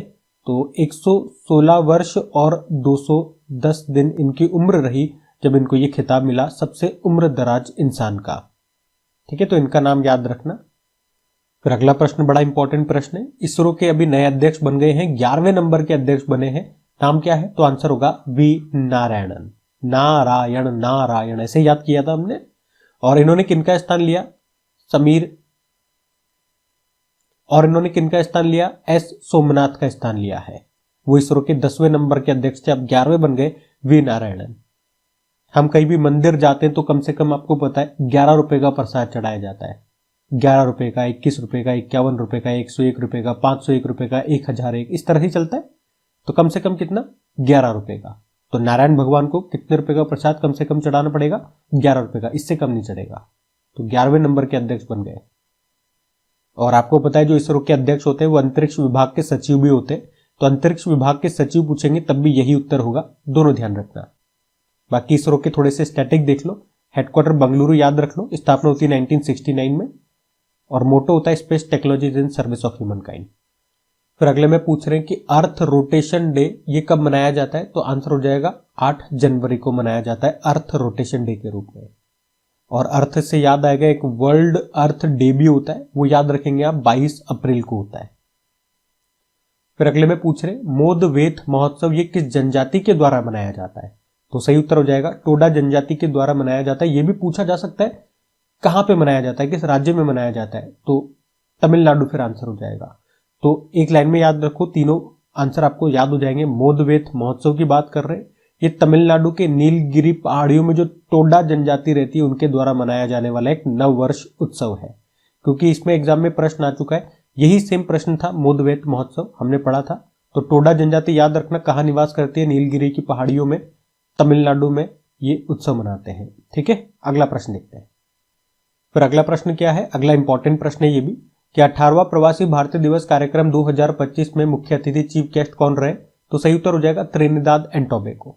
आपको बताइए इस बार जो प्रवासी भारतीय दिवस है 18वें नंबर का था और कहां पे मनाया गया, उड़ीसा की कैपिटल भुवनेश्वर में मनाया गया, ठीक है। प्रवासी भारतीय दिवस कब मनाते हैं, वैसे 9 जनवरी को मनाते हैं। क्यों, क्योंकि 9 जनवरी 1915 को ही महात्मा गांधी जी साउथ अफ्रीका से वापस भारत लौटे थे, इसी उपलक्ष्य में 9 जनवरी को। इस बार 18वां है, कहां पे, भुवनेश्वर में। अब इसमें भी प्रश्न ये आ गया कि उसमें चीफ गेस्ट कौन रहे इस बार, तो त्रिनिदाद एंड टोबैगो के जो प्रेसिडेंट है वो रही है, क्या नाम है, क्रिस्टीन कंगालू। क्रिस्टीन कंगालू इनका नाम है, इनका नाम याद रखना। और इस बार प्रवासी भारतीय दिवस की थीम क्या थी, विकसित भारत की दिशा में प्रवासी भारतीयों का योगदान, डायस्पोरा कंट्रीब्यूशन टू विकसित भारत। अच्छा, अगर आपसे थोड़ा सा ये पूछ लेना कि पहली बार ये जो प्रवासी भारतीय दिवस सम्मेलन है इसकी शुरुआत कब होती है, तो 2003 में होती है। और शुरुआत किसने की थी, तो अटल बिहारी वाजपेयी जी ने की थी। अच्छा, ये जो देश है त्रिनिदाद एंड टोबैगो, यहां से भी प्रश्न बन सकता है, मैं आपको ये देश दिखा देता हूं मैप में। तो ये रहा त्रिनिदाद एंड टोबैगो, इसकी कैपिटल पूछी जा सकती है, पोर्ट ऑफ स्पेन इसकी कैपिटल होती है, ठीक है। ये साउथ अमेरिकी कॉन्टिनेंट है और यहीं पे ये देश है। अगला देखते हैं। फिर अगले में पूछ रहे हैं बेमौसम बारिश को प्राकृतिक आपदा किसने घोषित कर दिया, तो सही उत्तर हो जाएगा उड़ीसा ने घोषित कर दिया। इससे किसानों को फायदा होगा, बेमौसम जो बारिश होती है उनकी फसल खराब हो जाती है, तो अब अगर ऐसा होगा तो सरकार उनको मुआवजा दी, ठीक है। अगला देखते हैं। फिर अगले में पूछ रहे हैं कि भारत का पहला आयुर्वेदिक चिकित्सा उपकरण कौन सा है, क्या नाम है, तो आंसर होगा नाड़ी तरंगिनी। तो नाड़ी तरंगिनी है क्या, ये एक आर्टिफिशियल इंटेलिजेंस संचालित पल्स डायग्नोस्टिक डिवाइस है और अभी से केंद्रीय औषधि मानक नियंत्रण संगठन से स्वीकृति मिल गई है, जिससे अभी आधिकारिक तौर पर ऑफिशियली मान्यता प्राप्त भारत का पहला आयुर्वेद चिकित्सा डिवाइस उपकरण बन गया है। तो यह डिवाइस मॉडर्न टेक्नोलॉजी को प्राचीन आयुर्वेदिक प्रथाओं से जोड़ता है। और इसको तैयार किसने किया, बनाया किसने, अत्रेया इनोवेशन कंपनी ने, जो कि पुणे की एक कंपनी है। इन्होंने इसको 2016 में बना दिया था, लेकिन मान्यता इसे अभी मिली है और इस तरह से अब जाकर के ये भारत का पहला आयुर्वेदिक चिकित्सा उपकरण बन गया है। ध्यान रखना। अगला देखते हैं। फिर अगले में पूछ रहे हैं अभी 38 नंबर के जो नेशनल गेम्स है उसकी मशाल को क्या नाम दिया गया है। इस मशाल को भी नाम दिया गया है तेजस्विनी, इसका आंसर हो जाएगा। 38 नेशनल गेम्स की हम बात कर रहे हैं। इसका आयोजन आपको पता है कहाँ पे हो रहा है, उत्तराखंड में 2025 में 38 नंबर का एडिशन है। अभी 28 जनवरी को शुरू हो रहा है, 14 फरवरी तक ये चलेगा। मैस्कॉट की अगर बात करें तो वो मौली है। तो उत्तराखंड का जो राजकीय पक्षी है वो क्या है, मोनाल है। तो उसी से ये प्रेरित है, नाम मौली रखा है। लेकिन एंथम याद रखना, संकल्प से शिखर तक। और अभी जो इसकी मशाल निकाली है उसको क्या नाम दिया है, तेजस्विनी नाम दिया है। यही हमारा प्रश्न था, ध्यान रखना। अगला देखते हैं। फिर अगले में पूछ रहे हैं कि दुनिया का सबसे प्रदूषित शहर किसे बताया गया है। तो सही उत्तर जाएगा हनोई को। वियतनाम की कैपिटल है हनोई और ये दुनिया का सबसे प्रदूषित शहर घोषित कर दिया गया। किसके द्वारा, तो एयर विजुअल की जो रिपोर्ट आई है उसके द्वारा। ठीक है, हनोई मतलब जो वियतनाम में, मैं आपको मैप में दिखाता हूँ, ये तो हमारा प्यारा भारत हो गया और ये वियतनाम, यहाँ पे इसकी कैपिटल ये हनोई होगी और करेंसी वियतनामीज टोंग होती है। और अभी प्रेसिडेंट कुछ समय पहले ही बने थे, लुओंग कुओंग इनका नाम है। ध्यान रखना। अगला देखते हैं। फिर अगले में पूछ रहे अभी किस राज्य सरकार ने पार्थ योजना शुरू की है। बड़ी गजब की योजना है ये। तो इसका तो उत्तर क्या हो जाएगा, मध्य प्रदेश। और यहाँ पे पार्थ का भी मतलब है, नाम से समझ में आ जाएगा फिर आपको योजना, पुलिस आर्मी रिक्रूटमेंट ट्रेनिंग और हुनर। तो नाम से समझ में आ रहा होगा। मध्य प्रदेश ने कहा कि हम जॉब कब निकालेंगे कब नहीं निकालेंगे वो तो नहीं पता, एक काम करो बैठे बैठे क्या करें, करना है कुछ काम, आ जाओ अब आपको ट्रेनिंग दे देते हैं। तो बेरोजगारी कम करने के लिए इन्होंने एक पार्थ योजना शुरू की है। हे पार्थ आओ हमारे पास, हम आपको ट्रेनिंग देंगे। अगर आपको पुलिस में जाना है, आर्मी में जाना है तो हमसे फिजिकल मेंटली ट्रेनिंग ले लो और वो भी हम फ्री में नहीं देंगे, उसके भी हम पैसे लेंगे। तो इन्होंने शुरुआत में 3 माह का एक कोर्स तैयार किया है, 1,500 रुपए आपसे लिए जाएंगे। तो पार्थ योजना, आओ पार्थ, मध्य प्रदेश की योजना है। अगला देखते हैं। फिर अगला देखो, अगले में पूछ रहे बीमा सखी योजना शुरू करने वाला भी दूसरा राज्य कौन सा बन गया है। सही उत्तर हो जाएगा गोवा।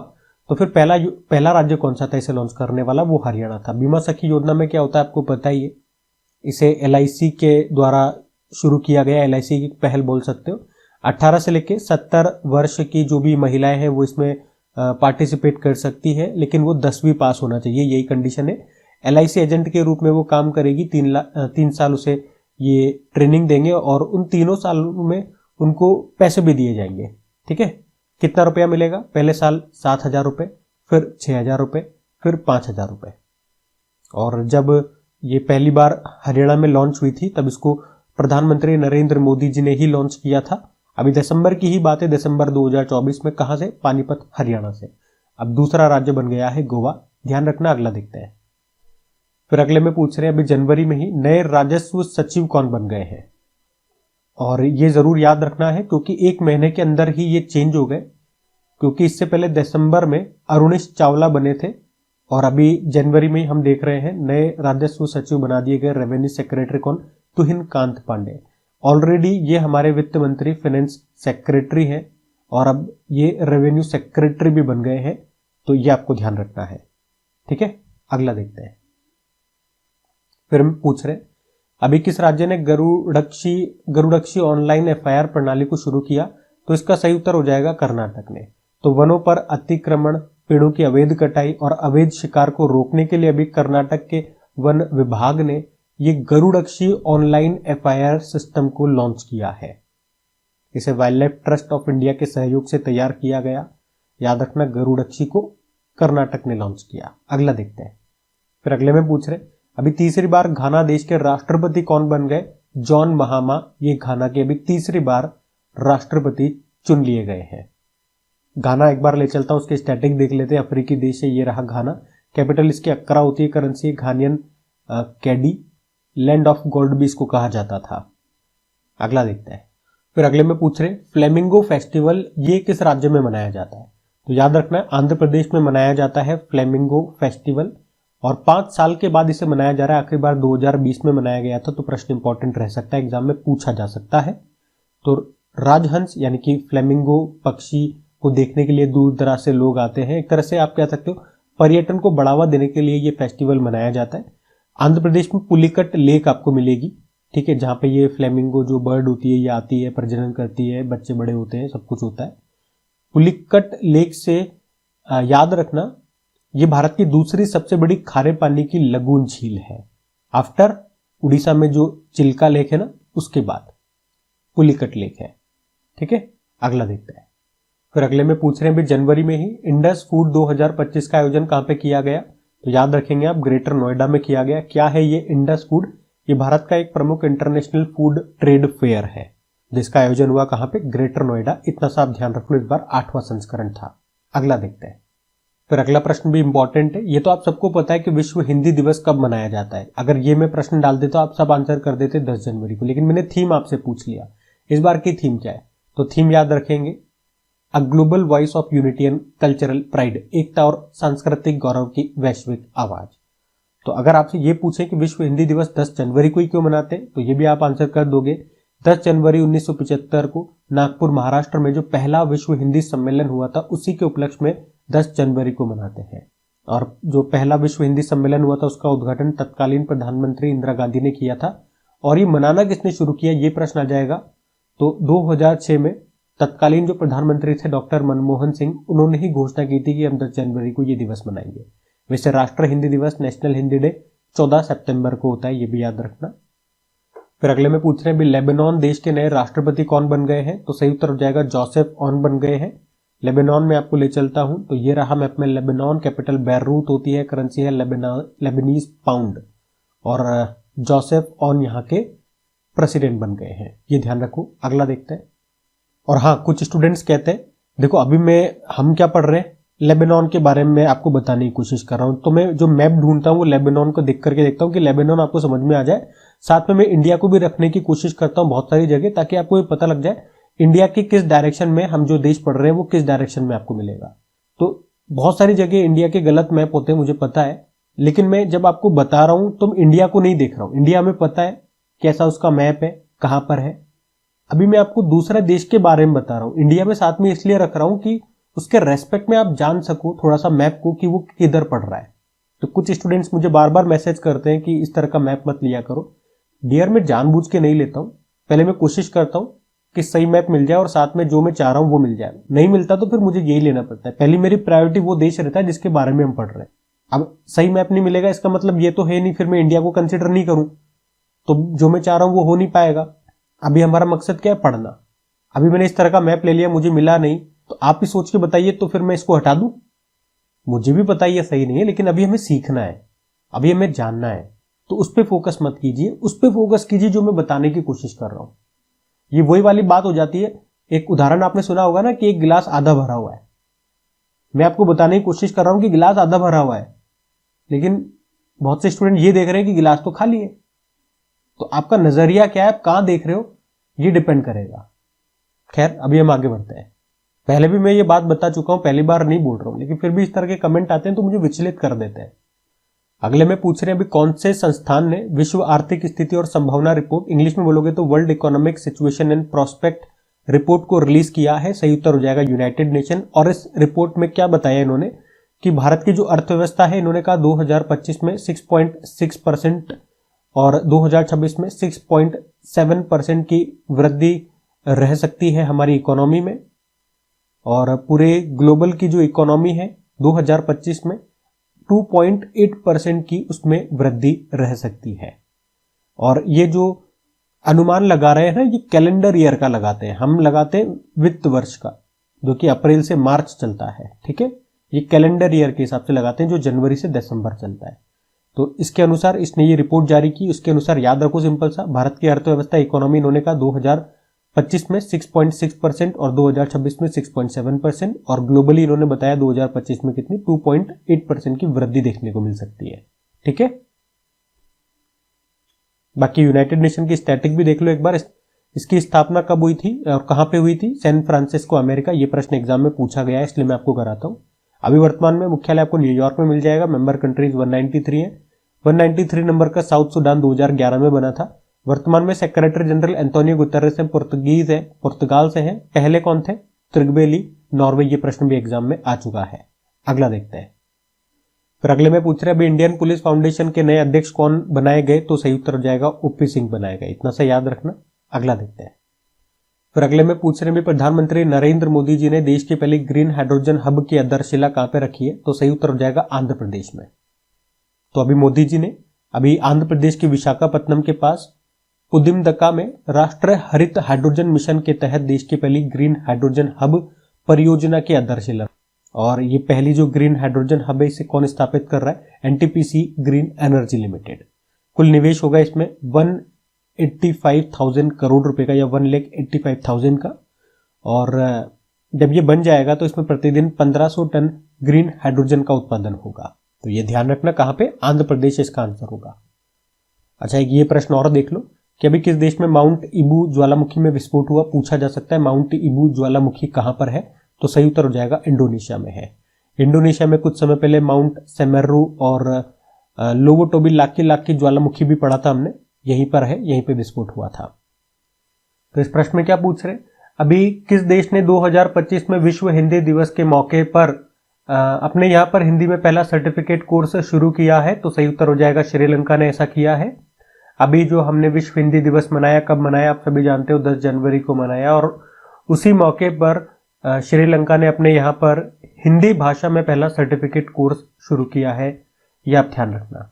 फिर अगले में पूछ रहे हैं एक अमेरिकी मैगजीन है ट्रैक एंड फील्ड न्यूज, इसने किस भाला फेंक खिलाड़ी को 2024 के सर्वश्रेष्ठ भाला फेंक एथलीट के रूप में नामित किया? तो आंसर होगा नीरज चोपड़ा को। नीरज चोपड़ा आप जानते हो टोक्यो ओलंपिक में हमारे लिए गोल्ड मेडल लेकर के आए थे ये, और वैसे अभी जो पेरिस ओलंपिक हुए उसमें तो इन्होंने ब्रोंज मेडल जीता, और यहाँ पे ब्रोंज किसने जीता है? पाकिस्तान के अरशद नदीम ने, सॉरी ब्रोंज नहीं, इन्होंने गोल्ड जीता है। हमारे के ने तो मतलब हमारे जो नीरज चोपड़ा है उन्होंने सिल्वर जीता, और गोल्ड पाकिस्तान के अरशद नदीम ने जीता है।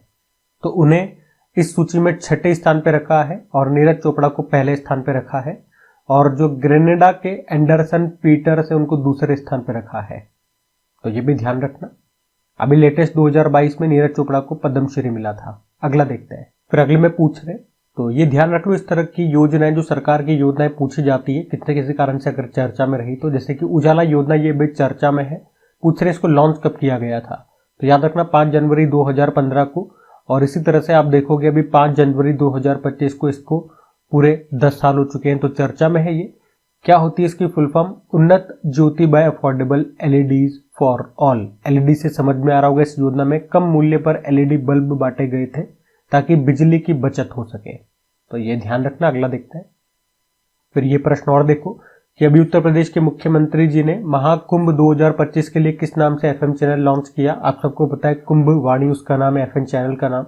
आकाशवाणी के द्वारा इसको शुरू किया गया, और ये कुंभ वाणी जो एफएम चैनल है किस फ्रिक्वेंसी पर आएगा? जब आप एफएम चलाओगे तो 103.5 चैनल पर आपको ये सुनने को मिलेगा।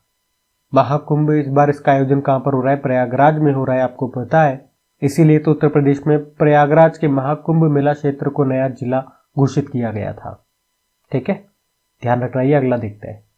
फिर अगले में पूछ रहे राष्ट्रीय युवा दिवस नेशनल यूथ डे कब मनाया जाता है? तो आंसर हो जाएगा 12 जनवरी को मनाया जाता है। स्वामी विवेकानंद जी की जयंती होती है, उसी अवसर पे हम ये दिवस मनाते हैं। और थीम भी याद रखना, यूथ फॉर सस्टेनेबल फ्यूचर। ठीक है, आगे का याद रख लो, वैसे इतनी लंबी थीम है। तो टिकाऊ भविष्य के लिए युवा। एक इंटरनेशनल यूथ डे होता है, वो 12 अगस्त को होता है, जिस दिन हाथी दिवस भी होता है। और एक वर्ल्ड यूथ स्किल डे होता है 15 जुलाई को। तो यूथ से संबंधित ये 2-3 दिवस है, इनको ध्यान में जरूर रखना। अगला प्रश्न देखते हैं। फिर अगले में पूछ रहे अभी ग्राहक अनुभव के लिए एयरपोर्ट काउंसिल इंटरनेशनल से लेवल 5 की मान्यता प्राप्त करने वाला भारत का पहला एयरपोर्ट कौन सा बन गया है? तो मुंबई में जो छत्रपति शिवाजी महाराज इंटरनेशनल एयरपोर्ट है, और इसको कौन ऑपरेट करता है, कौन संचालित करता है? अडानी ग्रुप संचालित करता है। और अभी ये भारत का तो पहला और दुनिया का तीसरा हवाई अड्डा बन गया है, जिसे एयरपोर्ट काउंसिल इंटरनेशनल से हवाई अड्डा ग्राहक अनुभव के लिए लेवल 5 की रेटिंग प्राप्त हुई है। तो ऐसे रेटिंग पाने वाला ये भारत का पहला और दुनिया का तीसरा हवाई अड्डा बन गया, ये आप ध्यान में रखना। अगला देखते हैं। फिर अगले में पूछ रहे हैं अभी महाकुंभ मेला बीमा को किसने लॉन्च किया? ICICI Lombard. आईसीआईसीआई लोम्बार्ड ने फोन पे के साथ मिलकर के ये महाकुंभ बीमा को शुरू किया है। क्या है इसमें? जैसे कि कोई यात्री है, कोई श्रद्धालु है, ये महाकुंभ जा रहा है, प्रयागराज जा रहा है, बस में जा रहा है, ट्रेन में जा रहा है, एरोप्लेन में जा रहा है, ठीक है, तो अगर इसके साथ कोई हादसा हो जाता है तो इसे इंश्योरेंस का पैसा मिल जाएगा। इसी के लिए ये एक तरह का महाकुंभ मेला इंश्योरेंस इन्होंने शुरू किया है। कितना बीमा कवर मिलेगा? 1,00,000 रुपए मिलेगा। तो अगर आप ट्रेन से यात्रा कर रहे हो तो आपको कितना रुपया देना पड़ेगा? 59 रुपीज देने पड़ेंगे। एरोप्लेन से यात्रा कर रहे हो तो 99 रुपीज देने पड़ेंगे। तो आपका 1,00,000 रुपए का बीमा कवर हो जाएगा। ठीक है, ध्यान रखना। अगला देखते हैं। फिर अगले में पूछ रहे अभी नई खोजों के साथ कौन सा देश लिथियम भंडार वाला दुनिया का दूसरा सबसे बड़ा देश बन गया है? तो सही उत्तर हो जाएगा चाइना बन गया है। एक्चुअली में अभी चीन ने तिब्बत में सफेद सोने के नाम से मशहूर यानी कि लिथियम के बड़े भंडार की खोज की है और इसके बाद चाइना अब दुनिया का दूसरा सबसे बड़ा लिथियम भंडार वाला देश बन गया है। पहले स्थान पे अभी भी चिली देश बना हुआ है। चीन से आगे सिर्फ चिली देश है। लिथियम आप जानते हो मुख्य रूप से बैटरीज बनाने में ये इस्तेमाल होता है। बाकी सेलफोन कम्युनिकेशन, परमाणु ईंधन वगैरह और कई जगह इसका इस्तेमाल किया जाता है। लिथियम जिसका एटॉमिक नंबर होता है 3, क्योंकि हाइड्रोजन, हीलियम फिर होता है लिथियम। ये सबसे हल्की धातु भी होती है, सबसे हल्का मेटल भी होता है, ये भी याद रखना। तो अभी इसकी खोज की गई थी चीन के तिब्बत में और इसके बाद चीन लिथियम के भंडार वाला दूसरा सबसे बड़ा देश बन गया है दुनिया में। इतना सा ये प्रश्न था, ध्यान में रखना। अगला देखते हैं। फिर अगला प्रश्न एक बुक से है। बुक का नाम है how India scaled MT G20। इसको किसने लिखा है? सही उत्तर हो जाएगा अमिताभ कांत। आप जानते हो नीति आयोग के पूर्व CEO ये रह चुके हैं। अभी जब 2023 में G20 की हमने अध्यक्षता की थी उस वक्त इनको शेरपा बनाया गया था, अमिताभ कांत को। तो इन्होंने ही उसके ऊपर ये बुक लिखी है कि भारत ने किस तरह से इसको सफल बनाया इस आयोजन को। तो उसके ऊपर ये बुक है how India scaled MT G20। वैसे G20 की आपको पता होगा 2024 में इसकी अध्यक्षता किसके पास थी? तो याद रखना ब्राजील के पास। और सबसे इंपॉर्टेंट हो जाएगा 2025 में इसको कौन होस्ट कर रहा है? तो साउथ अफ्रीका, याद रखना। ठीक है, अगला प्रश्न देखते हैं। अच्छा, भारत ने जब इसकी अध्यक्षता की थी ना 2023 में, तब इसका एक नया सदस्य देश बना था। कौन सा था वो सदस्य देश? और चलो ये बताओ कौन सा वो सदस्य देश था, ये आपके लिए प्रश्न हो जाएगा। अगला देखते हैं हम। फिर अगले में पूछ रहे अभी महिलाओं की under 17 British junior open squash प्रतियोगिता 2025 का एकल खिताब किसने जीता? सही उत्तर हो जाएगा अनाहत सिंह ने। सबसे पहले तो आप देख लो ये ब्रिटिश जूनियर ओपन स्क्वैश प्रतियोगिता 2025 से कहां पर हुई? इंग्लैंड के बर्मिंघम में। और इसमें महिलाओं के अंडर 17 कैटेगरी में भारत की जो स्क्वैश प्लेयर है अनाहत सिंह, इन्होंने खिताब जीत लिया है। अनाहत ने तीसरी बार ये खिताब जीता है।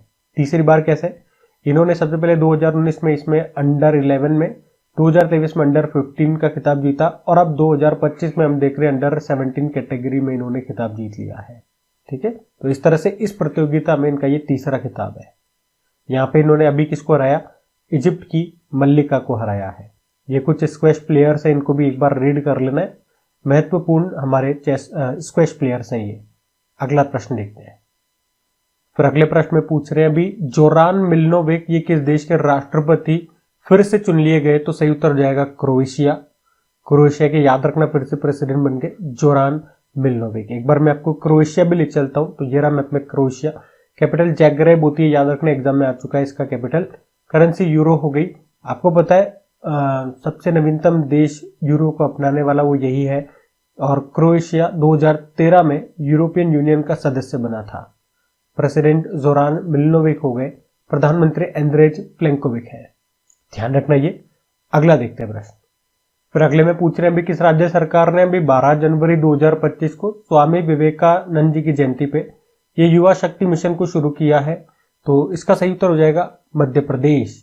ठीक है, तो अभी मध्य प्रदेश के जो मुख्यमंत्री मोहन यादव जी अभी उन्होंने ही राष्ट्रीय युवा दिवस के मौके पर भोपाल में स्वामी विवेकानंद युवा शक्ति मिशन को शुरू किया, जिसका उद्देश्य है कि राज्य सरकार 2028 तक 70% युवाओं को रोजगार देगी और अभी राज्य के सभी युवाओं को 2030 तक 12वीं तक की शिक्षा ये पूरी कराएगी और पिछले 3 सालों में जो पद खाली रहे लोक सेवा आयोग के माध्यम से उन्हें भरवाएगी। तो ये सब होगा इस स्वामी विवेकानंद युवा शक्ति मिशन में, जिसको एमपी ने शुरू किया है।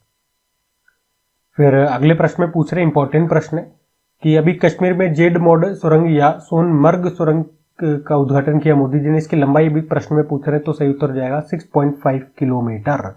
तो अभी मोदी जी ने अभी 13 जनवरी को ही जम्मू कश्मीर के गंदेरबल जिले के सोनमर्ग इलाके के गगनमीर में जेड मॉड सुरंग का उद्घाटन किया है। ये जो सुरंग है ये समुद्र तल से 2600 मीटर यानी कि 8652 फीट की ऊंचाई पर बनी है।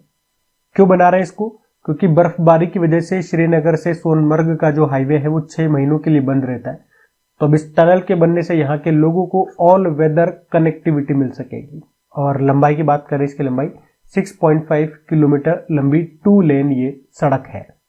और बनाने में इसको लागत आई है 2400 करोड़ रुपए की, ये भी ध्यान में रखना। अगला देखते हैं प्रश्न। फिर अगले प्रश्न में पूछ रहे हैं कि अभी डीआरडीओ ने भीषण ठंड में तैनात सैनिकों के लिए अभी नई यूनिफॉर्म लॉन्च की, उसका नाम क्या रखा है? तो आंसर हो जाएगा हिमकवच। और ये जो हिमकवच ये क्लोथिंग सिस्टम है, इसे कई लेयर की ड्रेसेस मिलाकर के तैयार किया गया है। -60 डिग्री सेल्सियस तक की सर्दी को ये रोकने के काम आएगा। मतलब लेयर में है ये, जैसे लेयर के पहले ड्रेस पहन ली, उसके बाद फिर एक और लेयर चढ़ा ली, एक और चढ़ा ली, एक और चढ़ा ली, कपड़े के ऊपर कपड़े पहनना, उस तरह से। फिर अगले में पूछ रहे हैं अभी राष्ट्रीय मानव तस्करी जागरूकता दिवस, national human trafficking awareness day कब मनाया जाता है? तो आंसर हो जाएगा 11 जनवरी को मनाया जाता है। अच्छा, इसी तरह से एक और दिवस होता है विश्व मानव तस्करी विरोध दिवस, ये 30 जुलाई को मनाया जाता है, ये ध्यान रखना।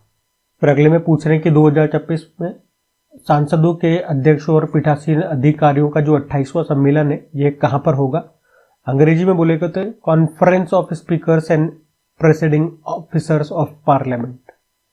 2026 में इनकी 28वीं बैठक होगी। कहां पर होगी? याद रखना, भारत में होगी। फिर अगले में पूछ रहे हैं अभी वनडे इंटरनेशनल में सबसे तेज 4000 रन बनाने वाली पहली भारतीय महिला खिलाड़ी कौन बन गई है? तो सही उत्तर हो जाएगा स्मृति मंधाना।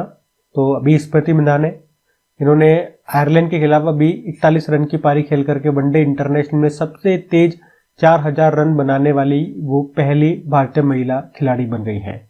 उन्होंने ये जो 4000 इंटरनेशनल रन बनाए वनडे इंटरनेशनल में, और ऐसा करने वाली वो दुनिया की अगर बात करोगे तो 15वीं और भारत की वो दूसरी महिला क्रिकेटर बन गई है, पहली मिताली राज थी।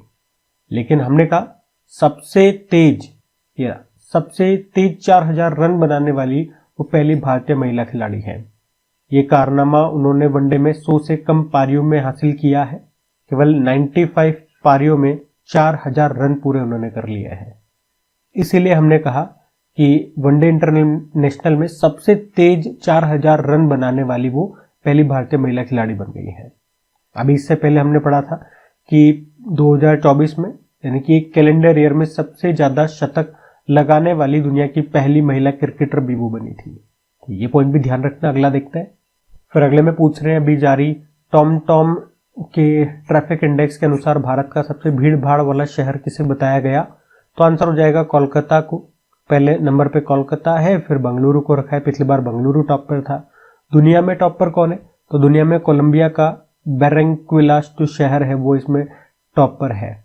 ठीक है, तो कहाँ पे कितनी भीड़ भाड़ है उसी के अनुसार ये रैंकिंग देता है। तो भारत में टॉप पर ये कोलकाता है, फिर बेंगलुरु हो गया, फिर पुणे हो गया, फिर हैदराबाद हो गया, फिर चेन्नई हो गया, और विश्व में टॉप पर कोलंबिया का बैरंक्विला है। ये ध्यान में रखना।